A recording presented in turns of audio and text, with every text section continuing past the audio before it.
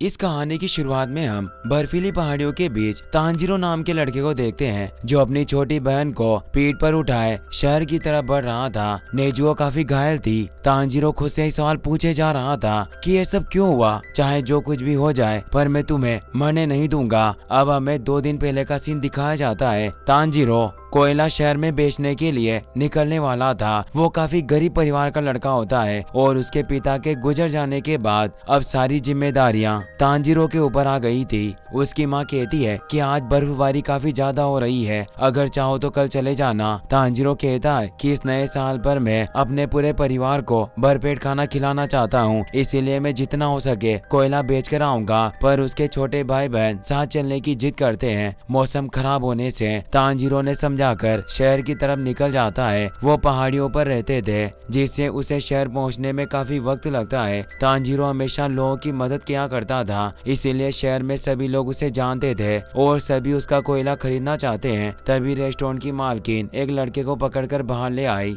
वो लड़का तांजीरो को एक टूटी हुई प्लेट दिखाकर कहता है कि मुझ पर बर्तन तोड़ने का आरोप लगा है, तुम ही मुझे बचा सकते हो। तांजीरो जब उन बर्तन के टुकड़ों को सूंघता है तो उसे बिल्ली की महक आती है, जिससे उस लेडी को समझ आ जाता है कि उसके बर्तन बिल्ली ने तोड़े थे। रात काफी हो चुकी थी। तांजीरो सारा कोयला बेचकर घर की तरफ लौट रहा होता है। वो खुश था, अब उसके पास इतने पैसे थे कि उसका परिवार भरपेट खाना खा पाएगा। तभी पीछे से आवाज आई, ओए तांजीरो, अभी जाने में खतरा होगा। तांजीरो कहता है, मेरी नाक बहुत तेज है। मुझे कुछ नहीं होगा। पर वो ओल्ड मैन दबी आवाज में कहता है, डीमन आने वाले हैं। तांजीरो उनके घर में आकर खाना खाता है और आज रात उनके ही घर पर रुकता है। उस ओल्ड मैन का नाम साबुरो था। वो बताते हैं कि कई जमानों से आदमखोर डीमन रात के अंधेरे में बाहर निकलते हैं और इंसानों का शिकार करते हैं, इसीलिए रात के समय बाहर निकलना खतरे से खाली नहीं है। कल सवेरा होने पर यहाँ से चले जाना। तांजीरो वहीं सो गया। अगले दिन वो जल्दी से घर की तरफ निकल जाता है। वो जब अपने घर के पास पहुंचा तो उसे खून की बदबू।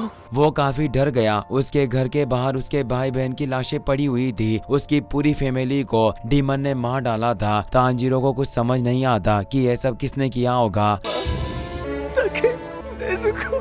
ये क्या हुआ तुम्हें?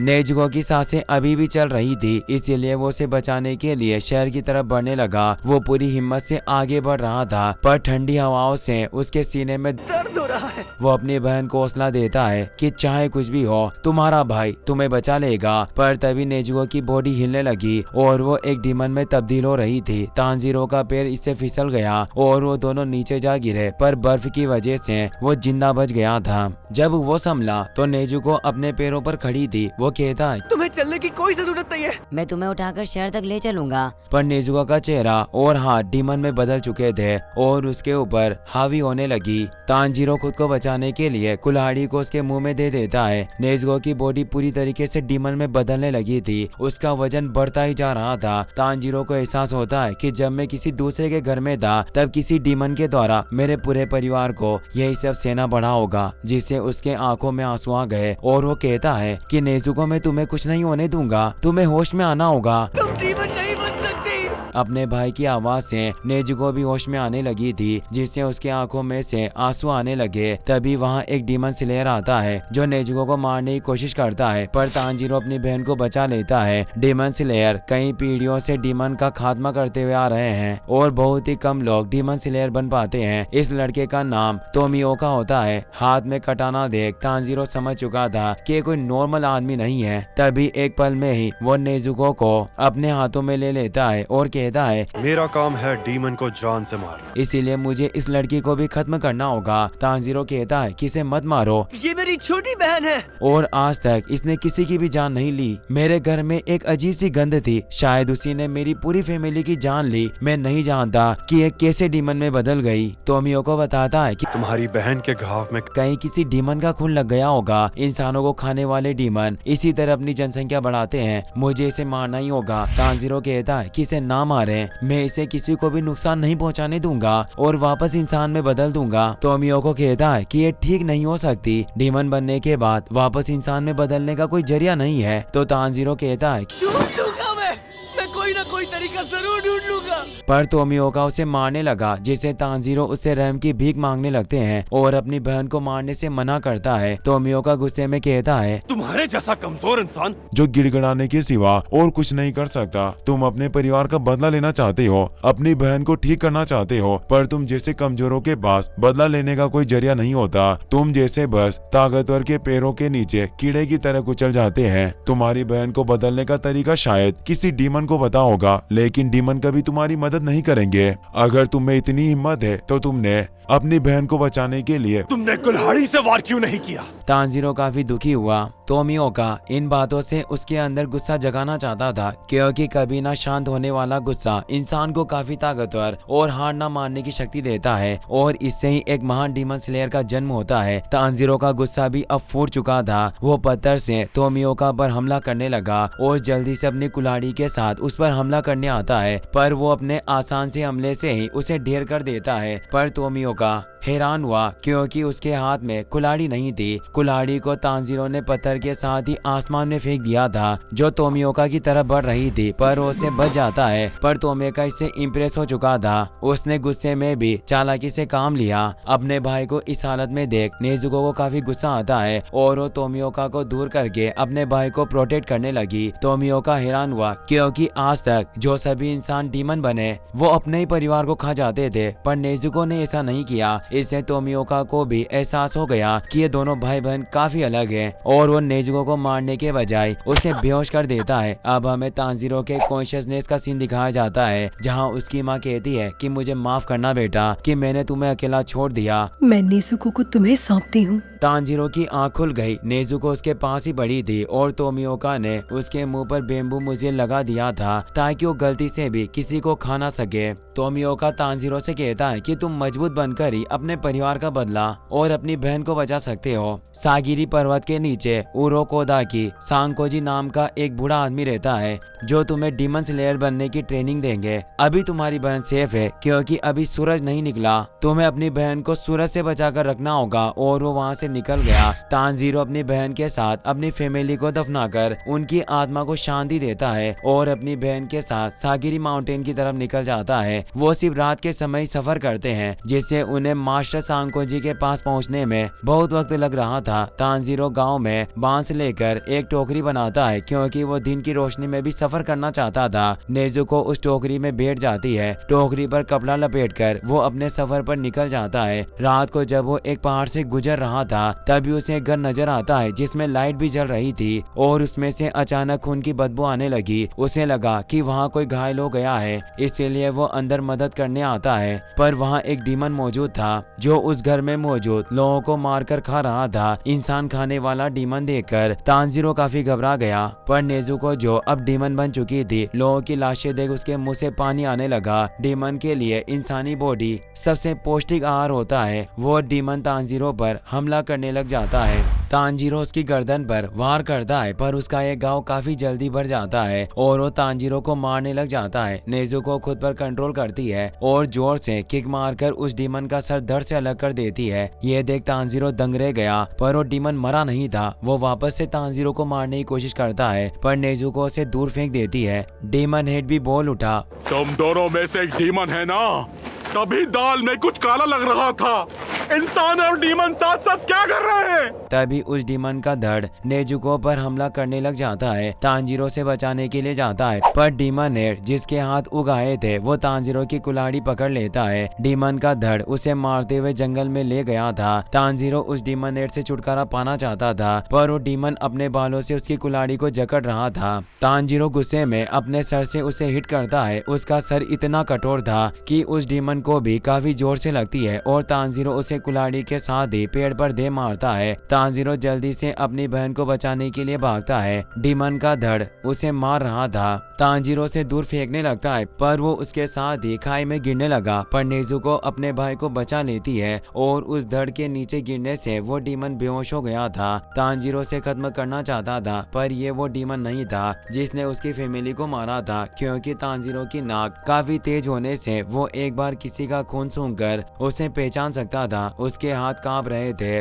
आज तक उसने किसी को नहीं मारा था। तभी वहाँ मास्टर साकोंजी आ जाते हैं, जिन्होंने टेंगू मास्क पहना हुआ था। वो तांजीरो से कहते हैं, ये इस तरह नहीं मरने वाला बच्चे। तुम्हें कोई दूसरी तरकीब के बारे में सोचना होगा। तांजीरो सोचता है कि सीधा वार करने से इस डीमन को कुछ नहीं हुआ, शायद इसके सर को कुचलना होगा, और वो पत्थर उठाकर तैयार हो जाता है। पर उसके अंदर डीमन के प्रति भी हमदर्दी थी, जिससे वो उस डीमन को भी मार नहीं पाया। और सोचते सोचते सुबह हो गई। सूरज की रोशनी से डीमन की बॉडी जलने लगी और वो राख हो जाता है। तांजीरो इससे डर जाता है। उसे समझ आता है तब भी नेजुको रोशनी से इतना भाग रही है। और वो अंदर जाकर टोकरी में छिप गई थी। मास्टर सानकिंजो उन मरे हुए लोगों को दफनाकर उनकी आत्मा की शांति के लिए प्रार्थना कर रहे थे। वो तांजीरो से कहते हैं कि मैं जानता हूँ कि तुम्हें टोमियोका गियो ने भेजा है। अगर तुम चाहते हो कि तुम्हारी बहन तुम्हारे साथ रहे तो इस बात का ख्याल रखना कि नेजुको कभी भी किसी भी मासूम की जान न ले पाए, वरना फिर तुम्हें उसे खुद ही मारना होगा और फिर अपने आप को भी खत्म करना होगा। यही एक शैतान बनी बहन को साथ रखने की सजा होगी। तांजीरो उनकी बात समझ आता है और अब वो उसके डीमन स्लेयर बनने के टेस्ट को शुरू करने वाले थे। तांजीरो अपनी बहन को लेकर सानकिंजो के पीछे जाने लगता है, पर वो काफी तेज दौड़ रहे थे और उनके चलने की आवाज भी नहीं आ रही थी। तांजीरो काफी हाँप रहा था, पर वो अपनी बहन को याद करके सोचता है कि मैं कभी तुम्हारे लिए अच्छे कपड़े नहीं खरीद पाया, पर एक दिन मैं तुम्हें वापस ठीक कर दूंगा और तुम्हारे लिए सुंदर कपड़े खरीदूंगा। और अब वो मास्टर के घर पर पहुंच जाते हैं। तांजीरो पूछता है कि क्या मैं आपके टेस्ट में पास हुआ? आप मुझे सिखाने के लायक समझते हैं? मास्टर कहते हैं कि तुम्हारा इम्तिहान अब शुरू होगा, तुम्हें पहाड़ चढ़ना होगा। क्या? तांजीरो अपनी बहन को घर के अंदर सुला देता है। मास्टर कहते हैं कि तुम्हारी छोटी बहन की जिम्मेदारी आज से मैं लेता हूँ, इससे अब कुछ नहीं होगा। और वो उसे लेकर पहाड़ के ऊपर ले आते हैं और कहते हैं कि तुम्हें सुबह होने से पहले पहाड़ उतरकर घर लौटना होगा, और वो धुएं के साथ गायब हो जाते हैं। तांजीरो सोचता है ये तो आसान है। मास्टर को लगता है कि इस कोहरे में मैं भटक जाऊंगा, और अब वो तेजी से आगे बढ़ने लगा, पर एक रस्सी उसके पैर में आ गई। वहाँ कई सारे ट्रैप बिछे हुए थे, जिसे तांजीरो शिकार बनाने लगता है। वो समझ जाता है कि तांजीरो ने यहाँ जाल बिछाए हुए हैं, पर वो सोचता है कि मुझे कुछ भी करके वापस लौटना होगा। वो ध्यान लगाकर आसपास बिछे हुए ट्रैप को महसूस करने लगता है, जिससे वो उन ट्रैप के हमलों से बचने लगता है। वो काफी घायल हो चुका था, पर वो हार ना मानते हुए फाइनली कुछ ही घंटों में मास्टर सानकिंजो के घर पर पहुंच जाते हैं। और अब वो उनके टेस्ट में पास हो चुका था, जिससे अब वो उसे अपने डिसिपल के रूप में स्वीकार कर लेते हैं। रात को तांजीरो अपनी बहन के पास बैठकर अपनी पूरी दिनचर्या के बारे में लिखता है और सुबह मास्टर के साथ ट्रेनिंग करने जाता है। मास्टर उसे बताते हैं कि डीमन स्लेयर की फौज में लगभग 100 लोग हैं। ये एक ऐसी ऑर्गेनाइजेशन है जिसे सरकार ने नहीं बनाया, लेकिन ये सेना सालों पहले बनी हुई है और आज भी डीमन का शिकार करती है। पर डीमन स्लेयर की फौज का लीडर कौन है, ये बात हमेशा राज रहती है। डीमन का मुख्य खाना इंसान होते हैं और इंसानों को मार कर खाते हैं। डीमन कब और कहाँ दिखाई देंगे ये कोई नहीं जानता। डीमन के अंदर इतनी ताकत होती है कि उनके घाव एक झटके में ठीक हो जाते हैं। वो अपने कटे हुए शरीर के हिस्से को वापस जोड़ सकते हैं, उनके हाथ पैर उग जाते हैं, साथ ही उनके पास खास जादुई शक्तियां भी होती है। सूरज की रोशनी या फिर एक खास तलवार से उन्हें मारा जा सकता है। डीमन स्लेयर की फौज में जो इंसान होते हैं वो अपने साधारण शरीर से उन राक्षसों से लड़ते हैं। डीमन स्लेयर के घाव जल्दी नहीं बढ़ते, फिर भी इंसानों की रक्षा करने के लिए डीमन स्लेयर लगातार लड़ते हैं। साथ ही वो उसे ये भी बताते हैं कि मेरे जैसे कई सारे गुरु हैं और वो सब अलग अलग जगह रहते हैं और सबका सिखाने का तरीका भी अलग है। डीमन स्लेयर की फौज में भर्ती होने के लिए तुम्हें फुजिकासाने पर्वत पर होने वाले फाइनल सिलेक्शन में जिंदा रहना होगा, पर फाइनल सिलेक्शन के लिए तुम तैयार हो या नहीं मैं तय करूंगा। और अब वो उसकी ट्रेनिंग स्टार्ट कर देते हैं। वो अब रोज पहाड़ चढ़कर उतरते हुए खतरों से बचता रहता है, जिससे वो अब चाल और खतरे से बचने में माहिर हो रहा था। उसकी सूंघने की ताकत भी अब और ज्यादा तेज हो गई थी, जिससे वो अलग अलग खुशबुओं को पहचानने लगा था। पर मास्टर अब ट्रैप को और ज्यादा हार्ड करने लगे। तांजीरो हार नहीं मानता, लगातार अपनी ट्रेनिंग जारी रखता है। मास्टर उसे कटाना चलाना सिखाते हैं और कुछ बुनियादी बातें बताते हैं। कटाना जल्दी टूट जाती है क्योंकि चौड़ाई में कमजोर होती है, इसीलिए कटाना में बिल्कुल सीधे जोर लगाना पड़ता है। वो उसे वार करने को कहते हैं, पर मास्टर ने उसे आसानी से गिरा दिया। अगले दिन वो उसे सांस लेने की टोटल कंसंट्रेशन, ब्रीथिंग टेक्निक और वाटर ब्रीथिंग फॉर्म की सारी 10 टेक्निक सिखाने वाले थे। वो बताते हैं कि अगर हम शरीर के हर हिस्से में ऑक्सीजन को को फैला दें तो इससे ज्यादा देर तक सांस लेने में मदद होगी और तुम्हारे शरीर के घाव बढ़ने की क्षमता में बढ़ोतरी होगी। मास्टर उसे पीटते हुए टेक्निक का सही इस्तेमाल सिखाते हैं और फिर वो लात मारकर उसे पानी में फेंक देते हैं ताकि वो पानी की तरह ही खुद को किसी भी सिचुएशन में डाल सके। तांजीरो को ट्रेनिंग करते हुए 6 महीने बीत गए थे, पर नेजुओ काफी महीनों से बेहोश थी, जिससे मास्टर ने डॉक्टर को भी मदद के लिए बुलाया, पर उन्हें भी बीमारी का पता नहीं लगा और तांजीरो को सिर्फ यही डर सता रहा था कि कहीं नेजुओ की सांसें थम गई तो क्या होगा। तांजीरो लगातार हार्ड ट्रेनिंग करने लगा और अब वो कटाना को भी अच्छे से चलाना सीख गया था। तांजीरो को सीखते सीखते 1 साल गुजर गया। मास्टर उसे कहते हैं कि अब मेरे पास तुम्हें सिखाने के लिए कुछ नहीं बचा, अब सब कुछ तुम्हारे हाथ में है। मैंने तुम्हें जो सिखाया है उनमें तुम्हें महारत हासिल करनी होगी। और वो उसे एक बड़े से स्टोन के पास लेकर जाते हैं जिस पर रस्सी बंधी हुई थी। वो बताते हैं कि अगर तुम इस पत्थर के 2 टुकड़े करते हो तो मैं तुम्हें फाइनल सिलेक्शन में हिस्सा लेने की इजाजत दूंगा। पर इतने बड़े पत्थर को देख वो घबरा गया। उसके मन में यही सवाल उठ रहा था कि क्या एक कटाना पत्थर को बीच में काट सकती है। मास्टर वहाँ से चले जाते हैं और इस दिन के बाद से उन्होंने तांजीरो को कोई तालीम नहीं दी। तांजीरो ने उस स्टोन को काटने की कोशिश की, पर इससे उसकी पूरी बॉडी में कभी छूट गई। तांजीरो समझ गया था कि वो इतना स्ट्रॉन्ग नहीं है कि वो इस पत्थर को काट पाए, इसलिए वो मास्टर की सभी टेक्निक में महारत हासिल करने की दिन रात प्रैक्टिस करने लगा। दिन महीनों की तरह गुजरते रहे, पर 6 महीनों के बाद भी वो उस पत्थर को काट नहीं पाया। उसके पूरे हाथ में छाले थे, पर अभी भी उसकी मेहनत कम थी। वो और ज्यादा हार्ड ट्रेनिंग लेता है पर कोई फायदा नहीं होता। उसके मन में सवाल उठने लगे, क्या मैं ये कर पाऊंगा?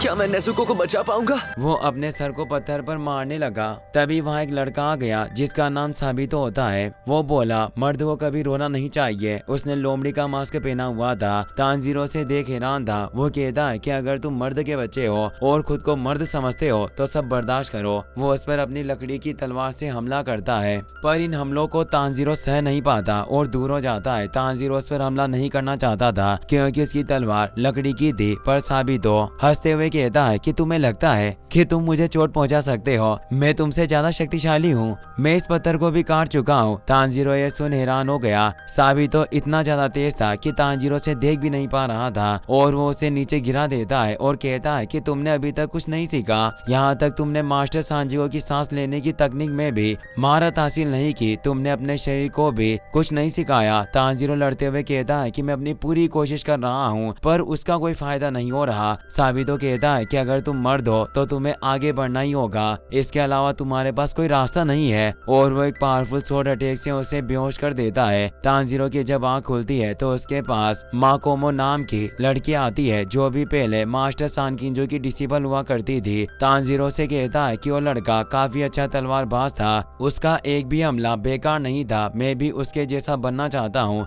क्या मैं वैसा बन पाऊंगा? वो मुस्कुराते हुए कहती है, बेशक तुम बन पाओगे, मैं इसमें तुम्हारी मदद करूंगी। तांजीरो को वो काफी क्यूट लगती है। फिर वो उसे उसकी गलतियों के बारे में बताती है, साथ ही अपना नाम बताती है और कहती है कि उस लड़के का नाम साबितो है। हम दोनों मास्टर सानकिंजो को काफी पसंद करते हैं। उन दोनों के कोई पेरेंट्स नहीं थे। मास्टर उरोको दाकिसा ने ही उन्हें पाल पोस कर बड़ा किया। अब वो उसे टोटल कंसंट्रेशन टेक्निक के बारे में बताती है कि इससे पूरे शरीर में खून की रफ्तार और दिल की धड़कन तेज हो जाती है। शरीर में गर्मी बढ़ने लगती है, जिससे तुम इंसान होकर भी डीमन की तरह ताकतवर बनते हो। मतलब इससे फेफड़े मजबूत बनते हैं, जिससे सांस ज्यादा देर तक अंदर रहती है। इसीलिए तुम्हें खूब मेहनत करनी होगी, इसके अलावा तुम्हारे पास कोई रास्ता नहीं है। तांजीरो अपनी ट्रेनिंग जारी रखता है और अब 6 महीनों बाद वो वक्त आ गया था जब वो साबितो को लड़ने के लिए चैलेंज करता है। वो भी अपनी कटाना लेकर आया था। तांजीरो अब बिल्कुल एक मर्द की तरह निडर और ताकतवर नजर आ रहा था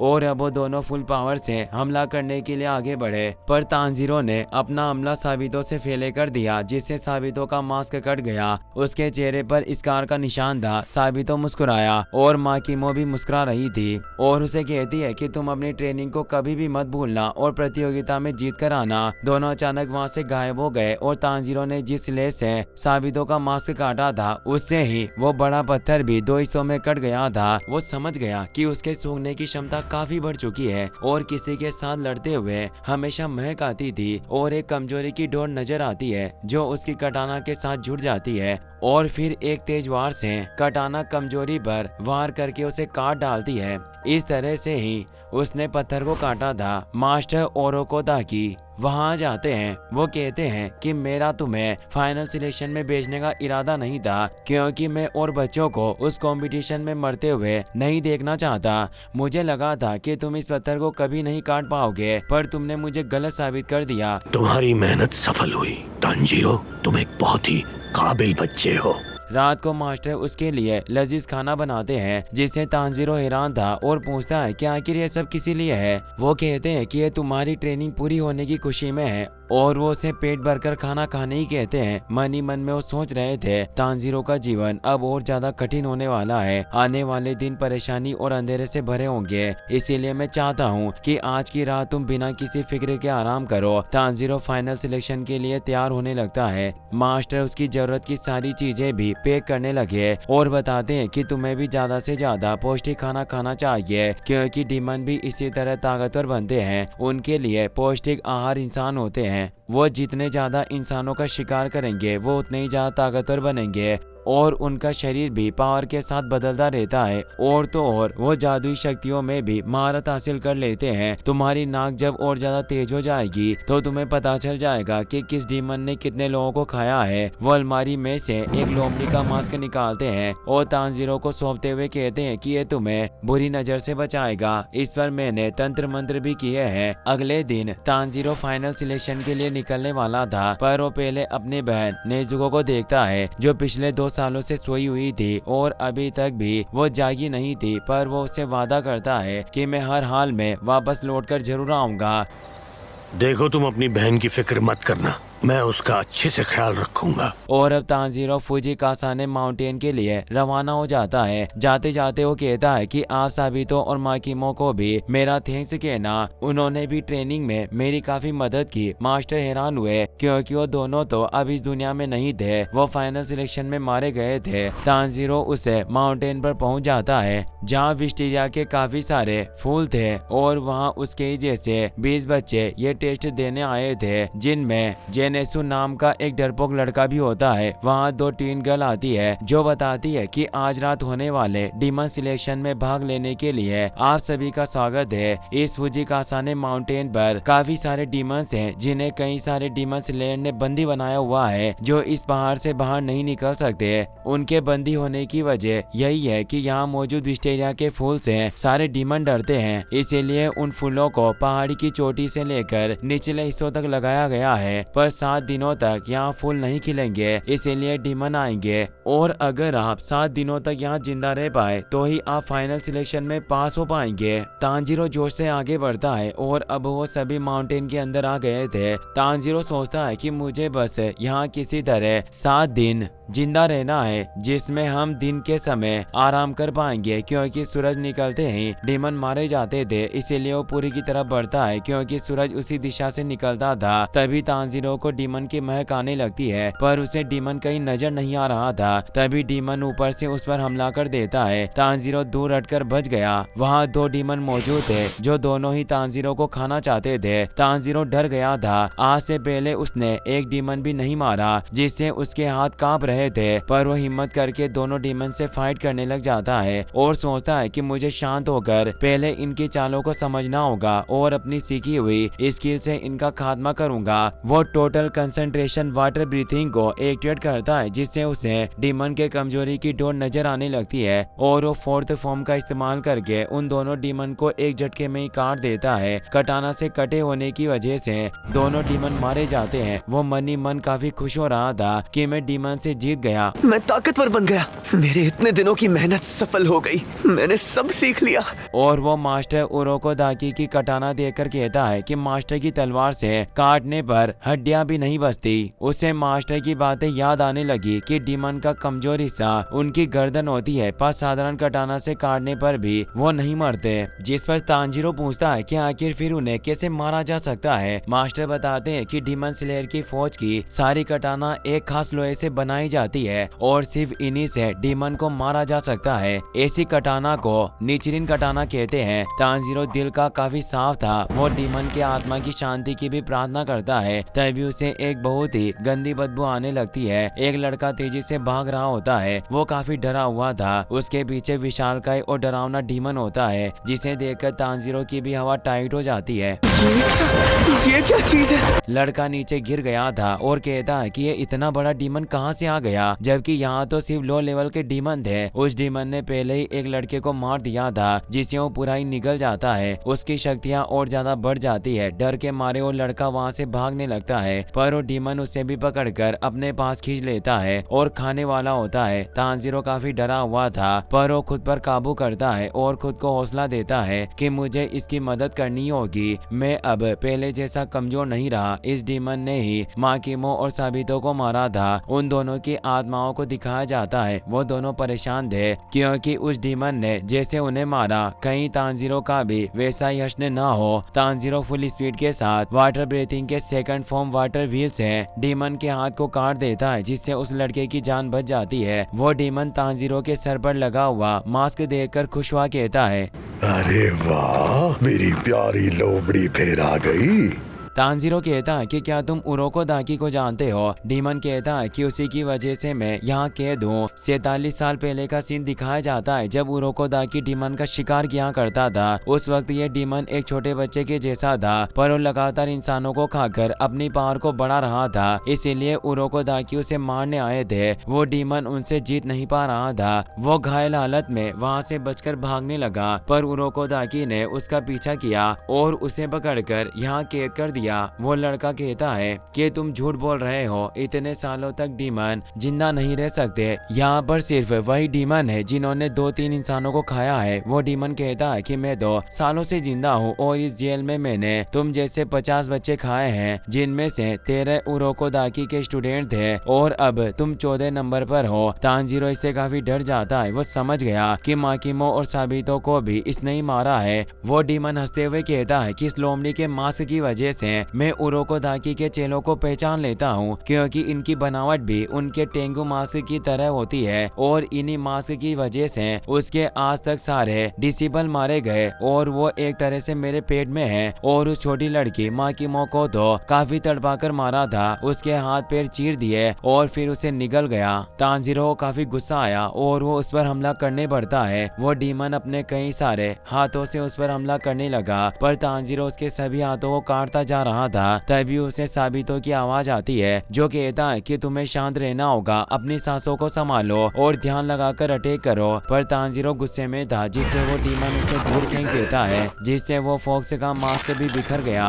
वहाँ मौजूद लड़का डरकर भाग जाता है। तांजीरो बेहोश हो गया था। डीमन खुश हो रहा था कि अब उरोको दाकी का एक और चेला मेरे हाथों मारा जाएगा और वो तांजीरो पर जानलेवा हमला करने लगता है। पर तांजीरो की अचानक आँख खुल जाती है। डीमन वापस उस पर हमला करने लगता है। तांजीरो उसके हाथ काट रहा था, पर वो काफी जल्दी रीजनरेट हो रहे थे। डीमन कहता है कि तुम मुझे मार नहीं पाओगे, क्योंकि साबितो भी मेरी गर्दन नहीं काट सका था। उसकी तलवार टूट गई और फिर मैंने उसे मार डाला। तांजीरो सोचता है कि मैं बचकर भाग नहीं सकता, मुझे इसे खत्म करना होगा, वरना ऐसे ही बच्चों की जान लेता रहेगा। और वो भागने के बजाय आगे बढ़ता है। डीमन नीचे से हमला करने लगता है, पर तांजीरो को नीचे से डीमन की महक आने लगी थी, जिससे वो उछलकर बच गया और वो डीमन के हमलों को भी अपने माथे से रोक देता है और अब वाटर ब्रीथिंग का इस्तेमाल करके आगे बढ़ता है। उसे उसकी कमजोर डोर भी नजर आने लगी थी। डीमन को लग रहा था कि वो उसकी गर्दन नहीं काट पाएगा और उसकी कटाना टूट जाएगी, पर तांजीरो वाटर सर्फेस लेस से उसकी गर्दन को काट कर खत्म कर देता है। अपने आखिरी वक्त में उस डीमन को तांजीरो में उरोको दाकी नजर आ रहे थे और उसकी बॉडी नष्ट होने लग गई थी। अब हमें उस डीमन के पास का सीन दिखाया जाता है। डीमन बनने से पहले वो एक छोटा लड़का था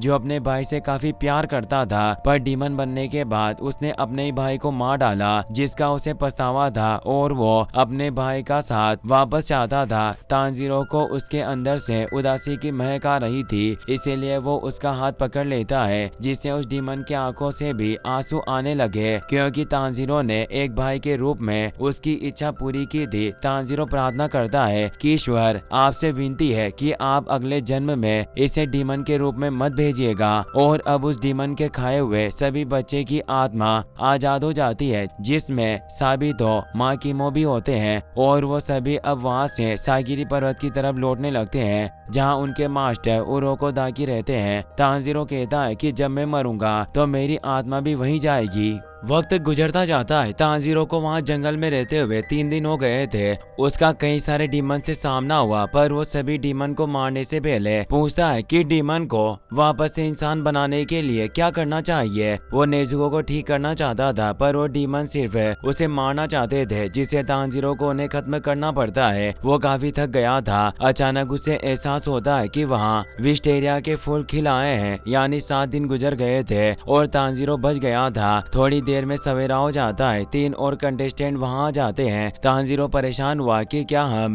20 लोगों में से सिर्फ 4 ही बचे हैं। इस बार तो मैं बच गया, मगर अगली बार मैं पक्का मरूंगा। तभी वहाँ टीन गर्ल आ जाती है, जो उन सभी को डीमन स्लेयर बनने पर बधाई देती है और बताती है कि डीमन स्लेयर की 10 रैंक है, जिनमें से तुम्हें सबसे निचली रैंक मोजू नोतो मिलेगी और डीमन स्लेयर की यूनिफॉर्म भी जल्दी सिलवा कर तुम्हारे पास पहुंचा दी जाएगी। जैसे जैसे तुम डीमंस का शिकार करके ताकतवर होते जाओगे, तुम्हारी रैंक भी बढ़ती जाएगी। उन सभी के पास एक एक कौवे आ जाते हैं। अब से आप सभी के पास कासुगई कौवा रहेगा, जिनके पास बोलने की काबिलियत होती थी और वही डीमन स्लेयर को मिशन बताया करते थे। साथ ही इनका इस्तेमाल मैसेज पहुंचाने के लिए भी किया जाता है। पर जेनेसु को एक स्पैरो बर्ड मिली थी। ट्विन गर्ल बताती है कि अब आपको अपनी खुद की कटाना भी मिल जाएगी, जिसके लिए आपको 4G और को सिलेक्ट करना होगा, जिसे तपाकर कटाना बनाई जाती है। अभी तक वो सभी अपने मास्टर की कटाना इस्तेमाल कर रहे थे। गेन्या नाम का लड़का, जिसके चेहरे पर काफी सारे निशान थे, वो गुस्से में उस लड़की के बाल पकड़ लेता है और कहता है कि मुझे किसी कोई की जरूरत नहीं, मुझे इसी वक्त कटाना वापस दे दो। तांजीरो उसका हाथ पकड़ लेता है और कहता है कि इसे छोड़ दे, वरना हाथ तोड़ दूंगा। गेन्या कहता है कि अगर तुझ में हिम्मत है तो हाथ तोड़कर दिखा। तांजीरो इतने जोर से उसका हाथ दबाता है कि वो दर्द से कांप उठा और उस लड़की को छोड़ देता है। अब वो ट्विन उनके सामने फोर्जिंग और दिखाकर बताती है कि आप इनमें से अपनी पसंद के और चुन सकते हैं। जिस कटाना से आप डीमन को मारेंगे और खुद की रक्षा करेंगे, उस कटाना के मटेरियल्स को आपको खुद ही चुनना होगा। पर किसी को कुछ समझ नहीं आ रहा था कि आखिर वो कौन सा और सिलेक्ट करे। पर तांजीरो अपने सूंघने की क्षमता का इस्तेमाल करता है और अपने लिए और को चुन लेता है। वही हम डीमन स्लेयर के लीडर कागाया को देखते हैं, जिन्हें कासुगई कौवा संदेशा देता है कि इस साल 5 स्टूडेंट डीमन स्लेयर की परीक्षा में बच गए, जो वाकई काफी अच्छी खबर थी। 5वां इनोसुके था, जो जल्दी से निकल गया था, इसीलिए तांजीरो ने उसे नहीं देखा। उरोको दाकी के घर की तरफ बढ़ रहा था। उसके शरीर में इतना ज्यादा दर्द था कि वो एक लकड़ी के सहारे चल रहा था। वो खुद को कोसने लगा, क्योंकि इतने डीमन से पूछताछ करने के बावजूद वो डीमन सिर्फ उसे मारना चाहते थे, जिससे वो नेजुको को इंसान बनाने का तरीका खोज नहीं पाया। वो हिम्मत करके घर पहुंचता है। नेजुको अब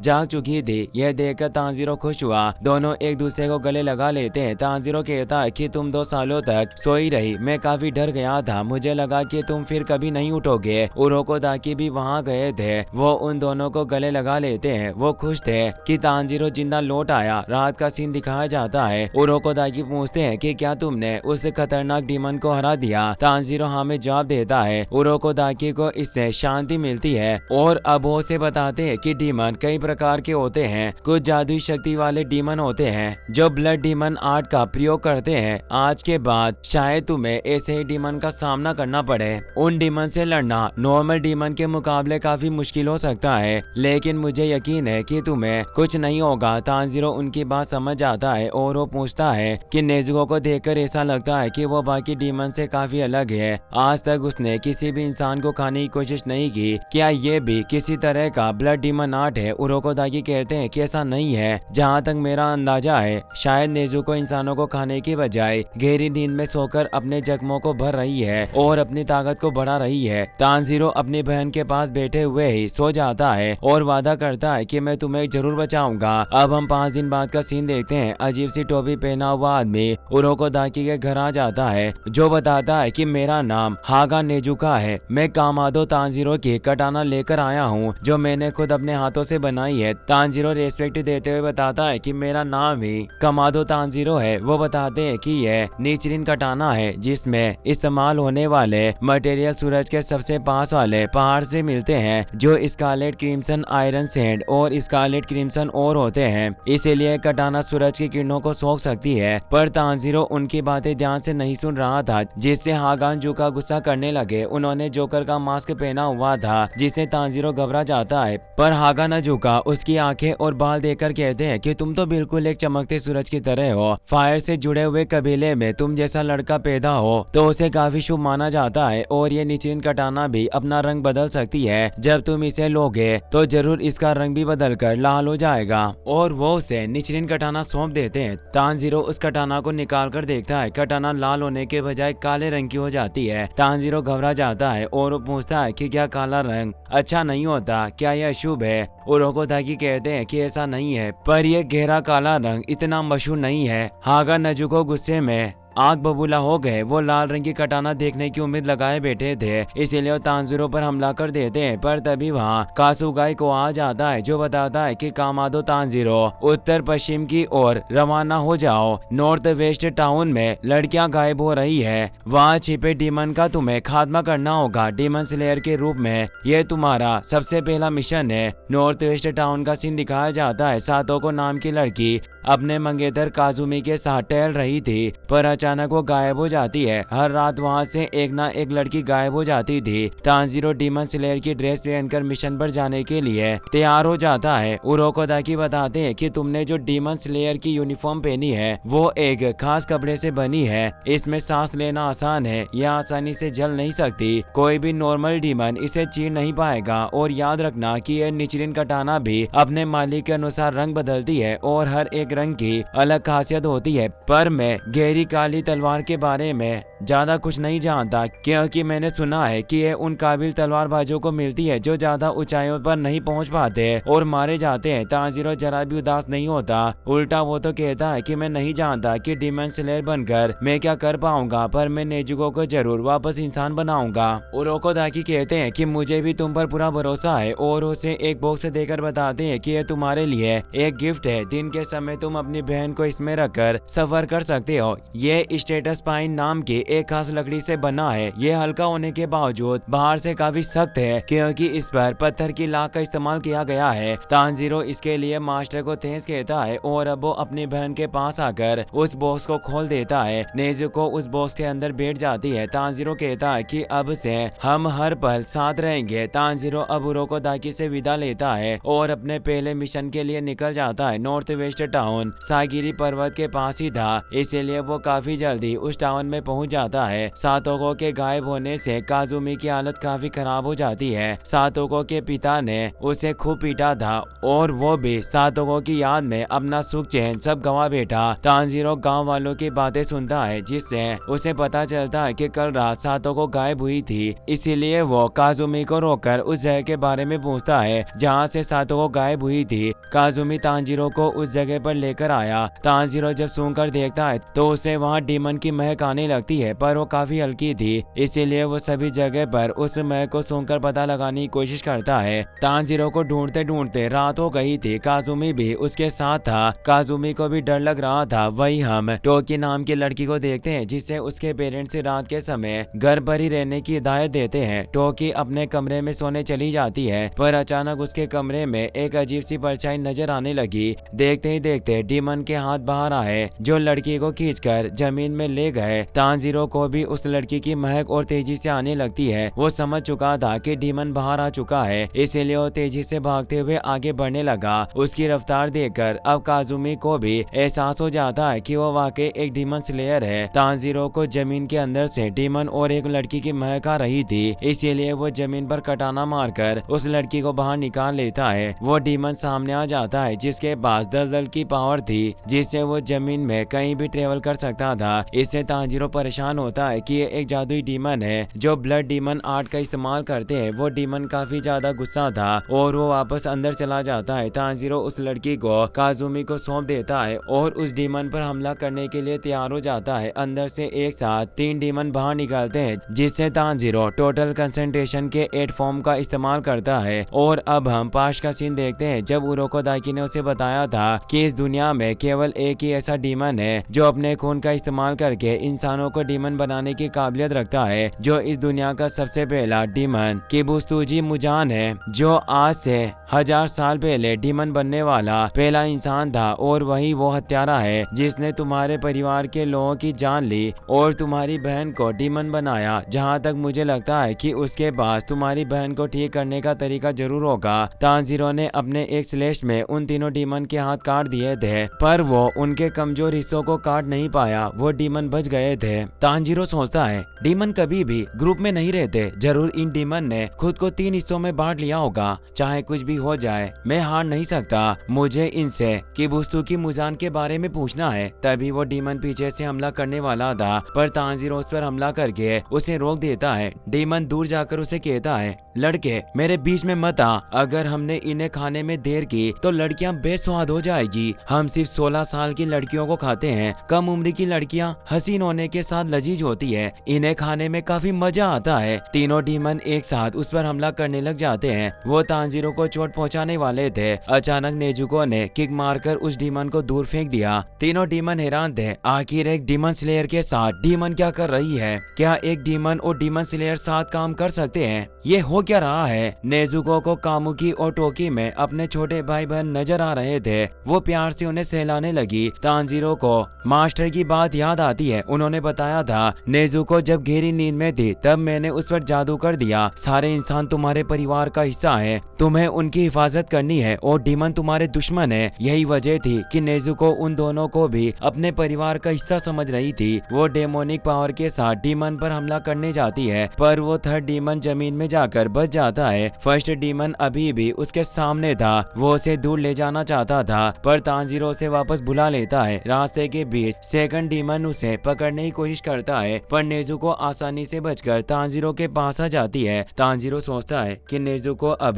पहले की तरह कमजोर नहीं रही। ये डीमन बनने की वजह से काफी ताकतवर हो चुकी है। तभी वो डीमन तांजीरो को दूर कर देता है। तांजीरो के लिए डीमन ने अड्डे का रास्ता खोल दिया था। तांजीरो अपनी बहन से कहता है, मैं नीचे जा रहा हूँ, तुम्हें इन दोनों को सुरक्षित रखना होगा। नेजुको उसकी बात मान लेती है। तांजीरो नीचे दलदल में चला जाता है। बाहर सेकंड डीमन था और अंदर फर्स्ट और थर्ड डीमन के साथ तांजीरो को फाइट करनी थी। दलदल में उसे उन अगवा हुई लड़कियों के कपड़े दिखते हैं जिन्हें इन डीमन ने मारकर खा लिया था। कपड़ों को देखकर ही पता चल रहा था कि उन डीमन ने कई सारी लड़कियों को खाया है, जिससे तांजीरो का गुस्सा काफी ज्यादा बढ़ने लगा। दोनों डीमन को लग रहा था कि ये लड़का यहाँ दलदल में चला आया, इसका शरीर अब और कमजोर पड़ जाएगा। हवा लेने का कोई जरिया नहीं था और अंधेरा भी होने से उसे कुछ दिखाई नहीं देगा। वो उसे मारने के लिए आगे बढ़ने लगे, पर तांजीरो कहता है कि तुम मुझे बेवकूफ मत समझो। मैं ऐसी जगह पर ट्रेनिंग लेकर आया हूँ जहाँ इससे भी कम हवा होती है। मेरी वाटर टेक्निक पानी के अंदर और ज्यादा शक्तिशाली हो जाती है। और अब वो अपने शरीर के ऊपर और नीचे के हिस्से को तेजी से मरोड़कर एक पावरफुल वोर्टेक्स को क्रिएट करता है, जो टोटल कंसंट्रेशन के 6 फॉर्म का इस्तेमाल करके उन दोनों डीमन को काट कर टुकड़े कर देता है। दोनों डीमन खत्म हो जाते हैं। वो एक डीमन के टुकड़े को अपने पास ले लेता है। तभी सांस न ले पाने से तेज दर्द होने लगा, इसीलिए वो बाहर निकलने लगता है। वहीं नेजुको उस सेकंड डीमन से फाइट कर रही थी, पर नेजुको को लड़ने में परेशानी हो रही थी। डीमन उसके सर पर स्कार कर देता है और उसे मारने लगता है, पर तभी तांजीरो बाहर आ जाता है और वो उस डीमन का हाथ काट डालता है।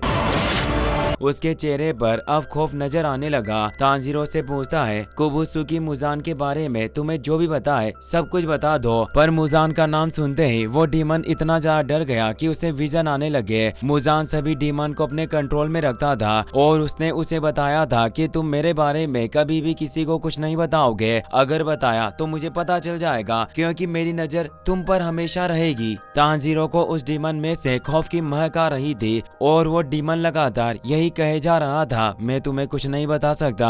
वो बचकर भागने लगा, पर तांजीरो अपने एक स्लैश में ही उस डीमन को काट कर खत्म कर देता है। तांजीरो देखता है कि नेजुको सो चुकी है, क्योंकि वो सोकर अपने घाव को भर रही थी और अब तांजीरो से वापस से बॉक्स में रख लेता है। काजुमी काफी डर गया, वो रोने लगा और कहता है मैंने अपनी फियोंसे को खो दिया। तांजीरो से समझाता है किसी को खोने के बाद हमारे पास जीने के अलावा और कोई रास्ता नहीं बचता, फिर चाहे कितनी भी मुसीबतें क्यों ना आए। काजुमी गुस्से में उसकी कॉलर पकड़ लेता है और कहता है ये सब कहना काफी आसान है, तुम अभी बच्चे हो, मेरा दर्द आखिर तुम कैसे समझ सकते हो। तांजीरो काफी नरमी से पेश आता है, उसकी प्यार भरी आंखें देख काजुमी का गुस्सा भी पिघल गया। तांजीरो कहता है कि मुझे अब जाना होगा और उसे डीमन का वो टुकड़ा देता है जिसमें उसकी मंगेतर की बची हुई चीजें थी। काजुमी को एहसास होता है कि जरूर इस लड़के ने भी बहुत कुछ सहा है और वो तांजीरो से माफी मांगता है, मैंने तुम्हें गुस्से में बहुत कुछ सुना दिया। तांजीरो से बॉय कहता है। तांजीरो के सख्त हाथ देख वो सोचता है कि एक बच्चे के हाथ इतने सख्त नहीं हो सकते, इसने जरूर मुश्किल वक्त में काफी सख्त ट्रेनिंग की होगी। तांजीरो अब वहाँ से निकल जाता है। वो सोच रहा था कि उसे मुजान ने सिर्फ मेरे ही परिवार के लोगों को नहीं मारा, उसने और भी परिवारों को उजाड़ा है, लोगों को दर्द दिया है। किबुत्सुकी मुजान, मैं कसम खाता हूँ मैं तुमसे सबकी मौत का बदला लूंगा। तभी कोआ आकर उसे बताता है कि तुम्हारी अगली मंजिल टोक्यो का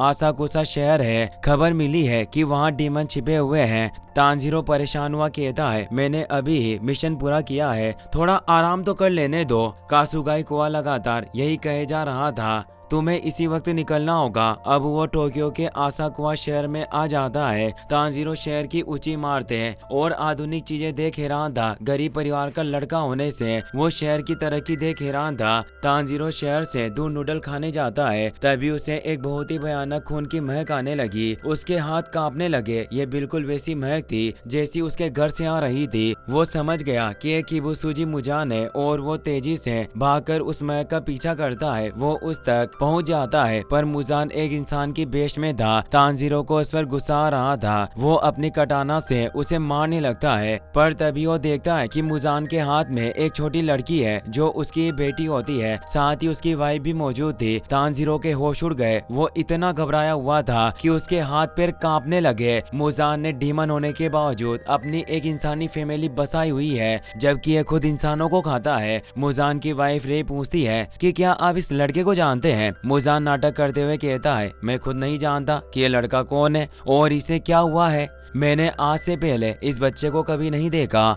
उसे एहसास हो गया था कि तांजीरो उसके लिए मुसीबत खड़ी करेगा, इसीलिए वो अपने नाखून से एक आदमी की गर्दन खरोच देता है, जिससे वो आदमी कुछ ही पलों में एक डीमन बन जाता है और अपनी वाइफ पर हमला कर देता है। तांजीरो उस आदमी को रोकने जाता है, वहाँ चारों तरफ भगदड़ मच जाती है और मुजान भी अपनी फैमिली के साथ वहाँ से निकल गया। तांजीरो उस डीमन बने आदमी को छोड़कर नहीं जा सकता था, वरना वो लोगों को नुकसान पहुँचाएगा। वो गुस्से में मुजान को धमकी देते हुए कहता है मुजान तुम चाहे जहाँ भी छिप जाओ, मैं तुम्हारा पीछा नहीं छोड़ूंगा, भले ही तुम पाताल चले जाओ, मैं वहाँ आकर तुम्हारी गर्दन खुद काटूंगा। पर मुजान चुपचाप वहाँ से निकल गया। इसी के साथ ये पार्ट यहीं पर खत्म हो जाता है। अगर आप इसके नेक्स्ट पार्ट भी देखना चाहते हैं तो इस वीडियो को हाइप करना और अपने दोस्तों के साथ शेयर करना। Thanks for watching, good bye.